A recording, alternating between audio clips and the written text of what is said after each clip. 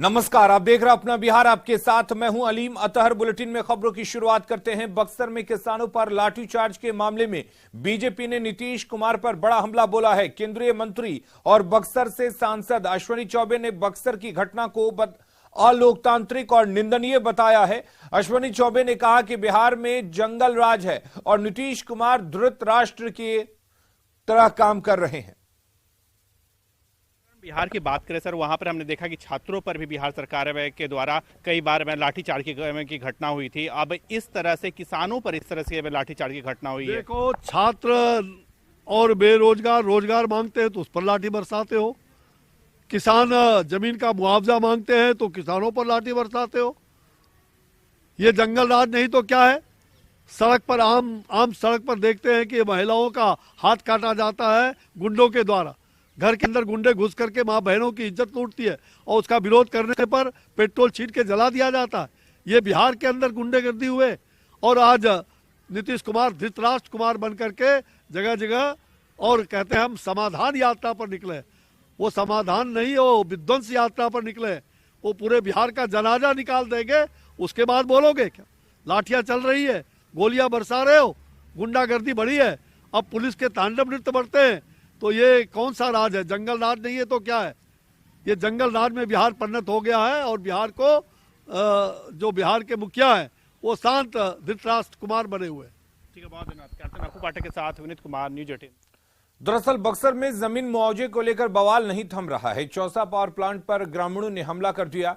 ग्रामीणों ने पुलिस की गाड़ी को भी जला दिया। वहीं पत्थरबाजी में कई पुलिसकर्मी को भी चोटें आई हैं। बुधवार को भी ग्रामीणों ने हंगामा किया था। दरअसल इस प्रोजेक्ट के तहत चौसा में गंगा नदी से पानी की पाइपलाइन जाना है और इसके लिए किसानों की जमीन को अधिग्रहित किया गया है, लेकिन उचित मुआवजे को लेकर किसानों में आक्रोश है। नाराज ग्रामीण आगजनी कर प्रदर्शन कर रहे हैं। ग्रामीणों ने पुलिस की गाड़ी को भी जला दिया था। ग्रामीणों ने कल भी चौसा पावर प्लांट के मेन गेट पर ताला जड़ दिया था और मुआवजे की मांग को लेकर काफी हंगामा किया था।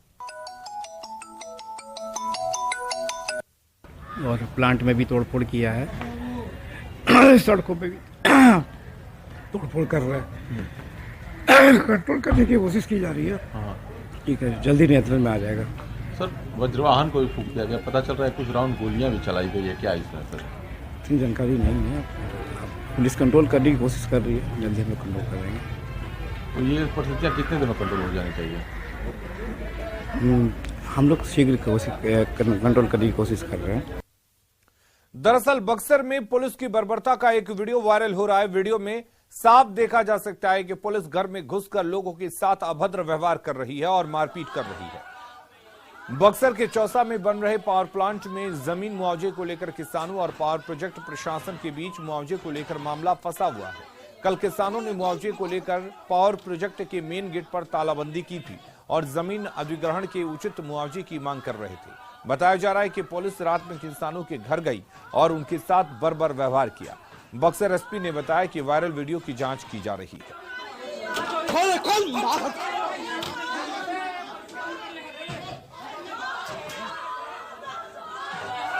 जब हमारी औरतें, हमारी बहू जाकर बीच बचाव करना चाहिए तो उन लोगों के ऊपर भी डंडा बरसाए। ये बर्बरता, इतनी बर्बरता की कि ऐसी बर्बरता कहीं नहीं होनी है, ऐसा हम कभी नहीं देखा है और न सुना है। चोरों की बात, डकैतों की बात हमारे घर में, हम लोग चोर हैं, हम लोग किसान हैं, हमने क्या अपराध किया है? और अभी दीवार फान के घर में चल गए। और वहाँ भी क्या किए? उन लोग को भी पीटे जो घर में ढुककर मरला हम। अच्छा, हमको भी मार दिया, सब पीठ पे, यहाँ पे घाव लगा है। मेरे भाई को भी एक हाथ पे घाव लगा है उनके। उधर तिवारी जी के घर में भी घुस के सब मारपीट किए हैं सब।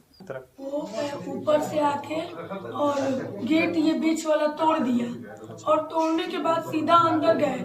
हम लोग उठ के बोले कि यहाँ पे लेडीज है, आप लोग क्यों आ रहे हैं? तो वो लोग सीधा लाठी चार्ज, और मेरे भाई है उसको इतना मारे और उसके बाद लेडीज जो थी वो हम लोगों को मारी। यहाँ पे ये देखिए पूरा हाथ सबको लगा है, घर पे पूरे लोगों को लगा है, मम्मी को, चाची को, हमको, ये सबको मारे हैं। जो है पुलिस आई है मुफस्सिल थाना और आ करके यहाँ पर जो है बच्चों, औरतों और महिलाओं के साथ में जो है बहुत अत्याचार किया, मारपीट किया और 2 आदमी को या 3 आदमी को लेकर के चला भी गया है। घर में दूसरे के घर दीवार गली पतली है, उसमें से दोनों तरफ से टांग उठाकर चढ़ गए उसके घर में। अच्छा। और दोनों सब परिवार सोए थे और उसके अंदर ढुककर दरवाजा खोले, बाहर से भी प्रशासन जाकर उसको बुरी तरह से पिटाई की और पिटाई करने के बाद में यहाँ से लेकर चली गई। बक्सर में किसानों के घरों में घुसकर महिला और पुरुष के साथ मारपीट का वीडियो सामने आने के बाद सांसद रामकृपाल यादव ने नीतीश सरकार पर निशाना साधा। उन्होंने सरकार को किसान और गरीब विरोधी बताते हुए तानाशाही करने का आरोप लगाया। सरकार किसान विरोधी है, नौजवान विरोधी है, गरीब विरोधी है, इसलिए तो ऐसा काम करिए। आप देखा नहीं, कुछ दिन पहले बच्चा सब अपना डिमांड लेकर जब शांतिपूर्ण प्रदर्शन कर रहा था, उस पर भी लाठी हुआ, कितना पिटाई लगा। अब किसान को पीट रहा है। अरे उससे बात करिए, उसका सोल्यूशन करिए। एजिटेटेड है, अब मारिएगा, तानाशाह हो जाइएगा। बक्सर में ग्रामीणों के हंगामे पर बीजेपी नेता जीवेश मिश्रा ने भी नीतीश सरकार पर हमला बोला है। जीवेश मिश्रा ने कहा कि मुआवजे की मांग पर घर में घुसकर महिलाओं और बच्चों तक को पीटा गया है। ऐसे में सीएम नीतीश कुमार को नैतिक जिम्मेदारी लेते हुए इस्तीफा दे देना चाहिए। सर, मुआवजा सरकार को तय किया हुआ मुआवजा देना है, मुआवजा देने में डिले क्यों हो रहा है? एक तरफ आप मुआवजा नहीं दे रहे हैं किसानों को और दूसरे तरफ घर में घुस करके आपकी पुलिस, पुरुष तो छोड़ दीजिए, महिलाओं को भी पीटने का काम किया है। आप देख लीजिए वीडियो किस प्रकार कितना हाहाकार बक्सर में मचा हुआ है। तो सरकार को तुरंत नैतिक जिम्मेदारी लेकर अपना इस्तीफा दे देना चाहिए।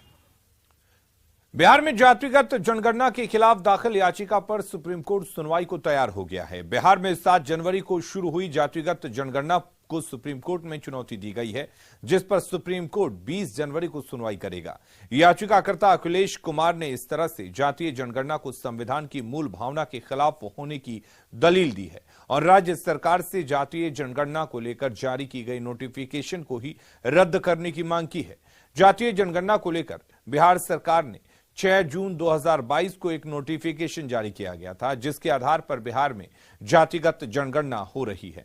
पहले फेज में मकानों की गिनती और नंबरिंग की जा रही है, जबकि दूसरे चरण में लोगों से उनकी जाति पूछी जाएगी। याचिका पर सुप्रीम कोर्ट सुनवाई के लिए तैयार है। याचिका पर 20 जनवरी को सुनवाई होगी। आज जहां बिहार में युवा सड़क पे लाठी खा रहे हैं नौकरी के लिए, बिहार में गरीबी चरम सीमा पे है, बिहार के युवा देश के दूसरे राज्य में नौकरी के लिए पलायन करने को मजबूर हैं। दूसरी तरफ बिहार की सरकार सरकारी तंत्र का मिसयूज करके जातीय जनगणना कराने का निर्णय लिया है, जो कि पूर्णतः ही असंवैधानिक कार्य है। तो बिहार सरकार के इस असंवैधानिक कार्य के रोक लगाने के लिए भारत के एक आम नागरिक होने के कारण मैंने सुप्रीम कोर्ट में PIL दायर किया है, ताकि सरकार और कोर्ट बिहार सरकार के इस निर्णय को स्टे लगा सके और बिहार के आगे वाले युवा पीढ़ी को एक जातीय उन्माद से बचा सके। बिहार में होने वाले जातिगत जनगणना के सर्वे को फिलहाल सुप्रीम कोर्ट में चुनौती दी गई है। सुप्रीम कोर्ट में याचिका दाखिल करके ये कहा गया है कि बिहार सरकार के द्वारा जो जातिगत जनगणना का सर्वे करवाया जा रहा है वो फिलहाल संविधान के मूल अधिकारों के खिलाफ है। लिहाजा सुप्रीम कोर्ट इस पूरे मामले में सुनवाई करे और साथ ही साथ बिहार में होने वाले जातिगत जनगणना के सर्वे पर रोक लगाए। आपको बता दूं कि इससे संबंधित सुप्रीम कोर्ट में 2 याचिकाएं दाखिल की गई हैं, जिसमें यह मांग की गई है कि बिहार सरकार के द्वारा जो जातिगत जनगणना की जा रही है वो केंद्र सरकार के बिना मदद के नहीं किया जा सकता है और राज्य सरकार के पास ऐसा कोई अधिकार नहीं है जो इस प्रकार का सर्वे करवाए। अब देखना बेहद अहम होगा कि जब सुप्रीम कोर्ट 20 जनवरी को याचिका पर सुनवाई करेगा तो क्या कुछ बिहार सरकार का स्टैंड होता है। लेकिन साफ तौर से सुप्रीम कोर्ट में बिहार सरकार के द्वारा जो हाल ही में फैसला लिया गया है, जिसमें यह कहा गया था कि जातिगत जनगणना सर्वे के आधार पर वहां पर करवाया जाएगा, जिसमें आर्थिक रूप से और उन तमाम पहलुओं पर विचार करके एक नई जनगणना की नीति वहां पर बनाई जाएगी। लेकिन मामला अब सुप्रीम कोर्ट पहुंच गया है, जिस पर सुप्रीम कोर्ट फिलहाल जो याचिका दाखिल की गई है उस पर सुनवाई के लिए तैयार हो गया है। 20 जनवरी को सुप्रीम कोर्ट सुनवाई करेगा। देखना बेहद अहम होगा कि जब इस पूरे मामले पर सुनवाई होगी तो बिहार सरकार की दलीलें सुप्रीम कोर्ट में क्या होती हैं। कैमरामैन आकाश के साथ सुशील पांडे, न्यूज़ 18 दिल्ली। और करेंगे इस वक्त एक बड़ी खबर की। ललन सिंह ने केंद्र पर बड़ा आरोप लगाया है। जातीय जनगणना को लेकर ललन सिंह ने आरोप लगाया है केंद्र पर। अड़ंगा डालने का आरोप लगाया है। जातीय जनगणना में केंद्र पर अड़ंगा डालने का आरोप जेडीयू के राष्ट्रीय अध्यक्ष ललन सिंह ने लगाया है। सुप्रीम कोर्ट के बहाने रुकवाने का आरोप लगाया गया है। आपको बता दें कि उन्होंने यह भी कहा कि बीजेपी साजिश करने में जुटी है। तो बड़ी खबर आपको बता दें, ललन सिंह ने केंद्र सरकार पर बड़ा आरोप लगाया और कहा कि सुप्रीम कोर्ट के बहाने बिहार में जो जातीय जनगणना चल रही है उसको केंद्र रोकना चाहता है। केंद्र पर अड़ंगा लगाने का आरोप लगाया है। आरजेडी विधायक और पूर्व कृषि मंत्री सुधाकर सिंह पर जेडीयू कोटे के मंत्री जयंतराज ने बड़ा हमला बोला है। जयंतराज ने कहा कि उनको इलाज के लिए आगरा जाना चाहिए, थोड़ा घूमेंगे फिरेंगे तो दिमाग ठीक हो जाएगा। जयंतराज ने कहा कि सुधाकर सिंह पर तेजस्वी यादव जरूर कार्रवाई करेंगे। का कुछ ना कुछ बोलते रहते हैं, अगर बेमतलब का बोलते रहते हैं तो उनका कुछ इलाज कराने की आवश्यकता है, और इलाज अगर इधर नहीं संभव हो रहा है तो आगरा भी जा सकते हैं, इलाज करा के लौट सकते हैं। सुधाकर सिंह को इलाज और थोड़ा वहाँ घूम फिर भी लेंगे तो दिमाग में शांत हो जाएगा। व्यवस्था करवा दीजिए, सरकार व्यवस्था करवाएगी उनके इलाज के लिए। सरकार तो नहीं व्यवस्था कराएगी, अगर पर्सनल स्तर पर कराने की आवश्यकता होगी तो हम करवा देंगे। बिहार में 110 किलोमीटर तक हो चुकी है भारत जोड़ो यात्रा। ये बताया है कांग्रेस के प्रदेश अध्यक्ष अखिलेश सिंह ने। अखिलेश सिंह ने कांग्रेस कोटे से मंत्री बनाए जाने के मुद्दे पर कहा कि इस बारे में मुख्यमंत्री से बात हुई है। वहीं सुधाकर सिंह के बयान पर अखिलेश सिंह ने कहा कि ऐसे बयान ठीक नहीं है। तो अब तक कुछ न कुछ डिसीजन हो गया रहता, लेकिन राष्ट्रीय जनता दल के राष्ट्रीय अध्यक्ष लालू प्रसाद जी बीमार हैं और इस अवस्था में नहीं हुआ होगा चूंकि वो एमएलए हैं। लेकिन राजद के मित्रों से भी मेरी बात होती है। राष्ट्रीय जनता दल में उस बयान से कोई खुश नहीं है और खुद उप मुख्यमंत्री ने अपना बयान दे के स्पष्ट कर दिया है कि वो लोग खुश नहीं है और जरूर ये किसी को भी एक्सेप्टेबल नहीं है। महागठबंधन में कांग्रेस पार्टी भी इस तरह के बयान का निंदा करती है। और बड़ी खबर का रुख कर लेते हैं। दिल्ली से इस वक्त एक बड़ी खबर आ रही है। चिराग पासवान की सुरक्षा बढ़ा दी गई है। चिराग पासवान को जेड कैटेगरी की सुरक्षा मिली है। केंद्रीय खुफिया विभाग की रिपोर्ट के बाद सुरक्षा बढ़ाई गई है। आपको बता दें कि जेड श्रेणी के तहत सुरक्षा में 33 जवान तैनात रहेंगे। जमुई से सांसद और लोक जनशक्ति पार्टी रामविलास गुट के नेता हैं चिराग पासवान। उनकी जान को खतरा बताया गया था। सुरक्षा पर आईबी ने बीते दिनों एक रिपोर्ट गृह मंत्रालय को दी थी, जिसके बाद उनकी सुरक्षा व्यवस्था बढ़ा दी गई है।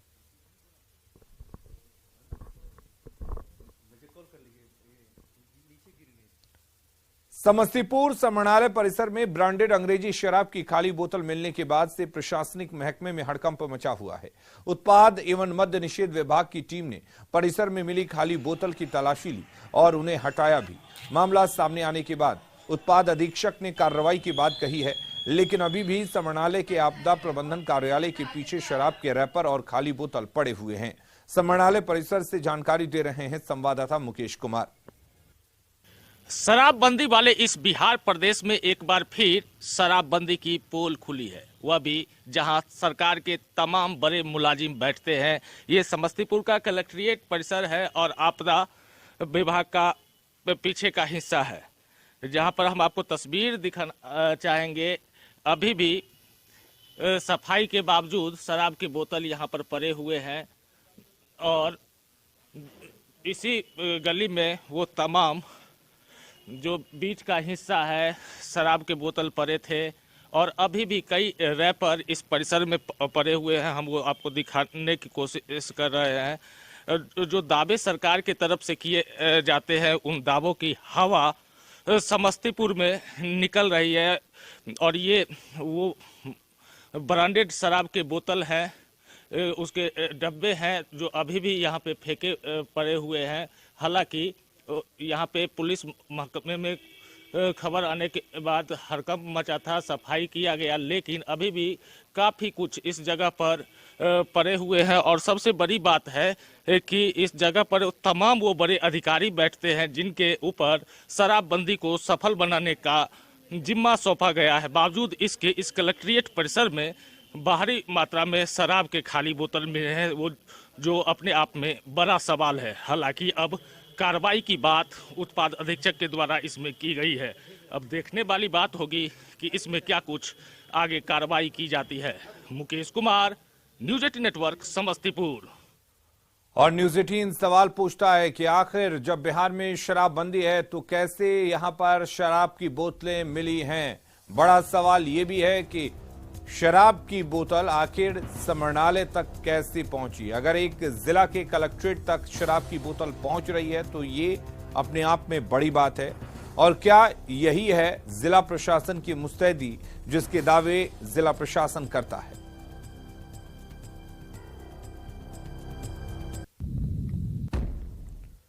और इधर दानापुर में मद्य निषेध विभाग ने बड़ी कार्रवाई की है और गुप्त सूचना के आधार पर एक लग्जरी गाड़ी से महंगी अंग्रेजी शराब की बड़ी खेप को बरामद किया है। साथ ही 2 लोगों को भी गिरफ्तार किया गया है। विभाग ने यह कार्रवाई बेटा आरा के नेशनल हाईवे 30 पर की है। बताया जा रहा है कि शराब की खेप यूपी के रास्ते बिहार लाई जा रही है। गिरफ्तार तस्करों से पूछताछ की जा रही है। गोपालगंज पुलिस ने अंतर्राज्यीय शराब माफिया बबलू यादव को गिरफ्तार किया है। गिरफ्तार शराब माफिया पिछले 5 साल से यूपी और हरियाणा से शराब की तस्करी करता था। बबलू यादव जादवपुर थाना क्षेत्र के रामपुर टेंगराही पंचायत के मुखिया का बेटा है। एसपी ने टीम गठित कर शराब माफिया को धर दबोचा। बताया जा रहा है कि बबलू यादव कई बार पुलिस को चकमा देकर फरार हो चुका है। इसके खिलाफ 5 थानों में शराब तस्करी के मामले दर्ज है। पुलिस ने आरोपी के पास से 1 गाड़ी और 2 मोबाइल भी जब्त किया है। माफिया की गिरफ्तारी की गई है और इसकी गाड़ी टाटा सुमो के साथ गिरफ्तार किया गया है। हम लोग इसका आपराधिक इतिहास निकाल रहे हैं। अभी कुल 5 केस पता चले हैं जिसमें फरार चल रहा था और ये काफ़ी दिनों से शराब की तस्करी करते आ रहा है और इस पे कई केसेज हुए हैं। क्योंकि कई जिलों में वांछित लगातार अपना ठिकाना बदलते रहता था और पुलिस को की पकड़ से बच जा रहा था। स्पेशल टीम ने इसको गिरफ्तार किया है और इससे हम लोग पूछताछ कर। और बड़ी खबर पूर्णिया से है जहां निगरानी की टीम ने कृत्यानंद नगर प्रखंड के परोरा पंचायत के राजस्व कर्मचारी अवधेश कुमार गुप्ता को 35,000 रुपए घूस लेते रंगे हाथों गिरफ्तार किया। निगरानी थाना ने घूसखोरी की सूचना मिलने के बाद आरोपी के खिलाफ केस दर्ज करते हुए धावा दल का गठन किया और परोरा पंचायत भवन से निगरानी की टीम ने अवधेश गुप्ता को घूस लेते रंगे हाथों गिरफ्तार कर लिया। फिलहाल आगे की कानूनी कार्रवाई की जा रही है। दर्ज किया गया 323 और उसके बाद फिर हम लोग आए। उनको 35,000 रुपये लेते हुए रिश्वत की राशि लेते हुए रंगे हाथ गिरफ्तार। कटिहार में मनिहारी थाना क्षेत्र के बौलिया गांव में लोगों ने पुलिस के एक जवान को बंधक बना लिया। बाद में जब पुलिस गांव पहुंची तो लोगों ने समझा बुझाकर पुलिस के जवान को आजाद करवाया। दरअसल सहरिया गांव में युवक तौहीद ने एक गांव के ही लड़की से प्रेम विवाह कर लिया था, लेकिन लड़के के पिता ने इस शादी को मानने से इनकार कर दिया और अपने बेटे की दूसरी शादी करवा दी। लेकिन कुछ दिन युवक फिर अपनी पहली पत्नी से मिलने उसके गांव पहुंचा। जब इस बात का पता लड़के के पिता को चला तो उसने थाने में लड़की वालों के खिलाफ अपहरण की शिकायत की, जिसके बाद पुलिसकर्मी गांव में पहुंचा, जहां पर ग्रामीणों ने उस पर लड़के के पिता से मिलीभगत का आरोप लगाते हुए बंधक बना लिया और जमकर बवाल किया। लड़का के पिताजी एक व्यक्ति को दिए, बताए कि मनिहारी क्षेत्र में इस घर में वो रहता। क्या आपको नहीं लगता है क्या लड़का अपराधी किस्म का था जो कि आपने रेड मारा? नहीं, अपहरण के आवेदन अपहरण का कुछ न दिया था, मौखिक रूप से फोन से दिया। कानून का सहारा लीजिए, बोले कि हम लोग पैसे नहीं के जाके हम लोग कुछ करेंगे। इसी बीच में लड़का फिर अपने मन से वो आया यहाँ पर। जब आया तो हमको सूचना मिलने के बाद हम लड़का को आके पूछे भाई आप क्यों आए? पुलिस आया था 3-4 घंटे था बस। कितना दिन पहले आए? यहाँ कितना दिन से रह रहे? कई दिन हो गया 7 दिन। तो क्या मारे से पीटे कहूँ?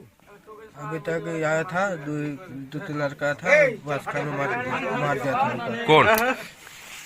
कौन मारा था वहाँ पर लेके। और बड़ी खबर पूर्णिया से है, जहां भवानीपुर प्रखंड के बसंतपुर चिंतामणि पंचायत में नहर का बांध टूट गया। इस कारण दर्जनों किसानों के खेत में लगे मक्के की फसल में पानी भर गया। मिली जानकारी के अनुसार मधेपुरा की सीमा से लगने वाली नहर के पूर्वी तट में पहले से रिसाव हो रहा था। इसको लेकर कई बार सामूहिक रूप से सिंचाई विभाग को कहा गया था, लेकिन सिंचाई विभाग ने इस तरफ ध्यान नहीं दिया। अचानक पानी का दबाव बढ़ने से रिसाव वाले स्थान पर पूर्वी बांध टूट गया, जिससे मक्का किसानों को काफी नुकसान हुआ है।